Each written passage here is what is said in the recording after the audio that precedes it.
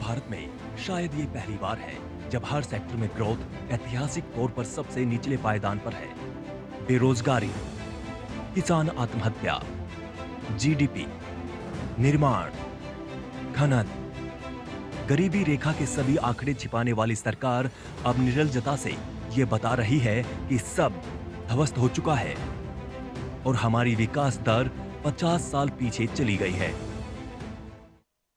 देखिए 23% डिक्लाइन है, लगभग 30% डिक्लाइन है। ये 6% अप था, वो भी चला गया और 23.9 ये नीचे, तो लगभग 30% का डिक्लाइन है और मुझे लगता है हिस्ट्री में शायद हमारे यहाँ पर सबसे बड़ा डिक्लाइन है ये। सरकार ने अपनी नाकामयाबी का ठिकरा कोरोना के मत्थे फोड़ने की कोशिश की है।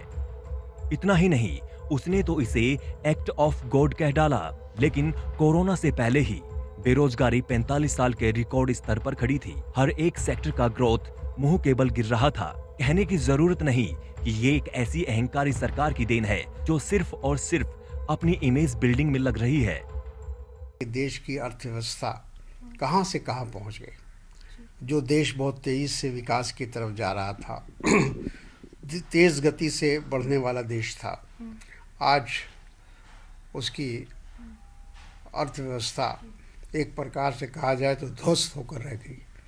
और ये सिर्फ इसलिए हुआ है कि प्रधानमंत्री के गलत फैसले के कारण, गलत निर्णय के कारण आज देश की अर्थव्यवस्था इतने दयनीय स्थिति में पहुंची।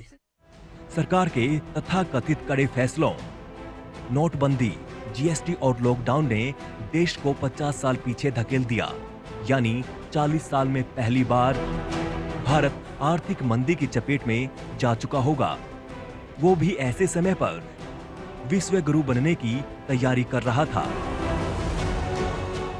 जीडीपी रेट थी उससे भी निचले पावदान पर आज जीडीपी रेट है। आदरणीय राहुल गांधी जी ने समय समय पर चिंता व्यक्त की। उन्होंने सरकार को सुझाव दिए। कुटीर उद्योग, लघु उद्योग पूरी तरह समाप्ति के कगार पर है।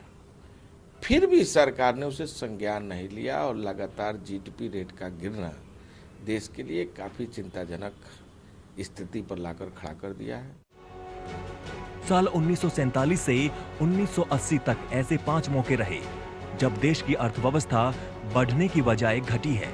इनमें सबसे गंभीर झटका वित्तीय वर्ष 1979-80 में लगा था, जब देश की जीडीपी 5.2% गिरी थी।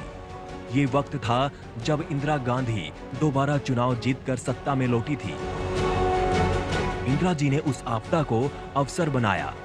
जनता पार्टी की खिचड़ी सरकार को कसूरवार नहीं ठहराया। पहली बार देश से निर्यात बढ़ाने और आयात कम करने पर जोर दिया गया। आहिस्ता आहिस्ता अर्थव्यवस्था पटरी पर लौट गई। ब्यूरो रिपोर्ट, जनतंत्र टीवी।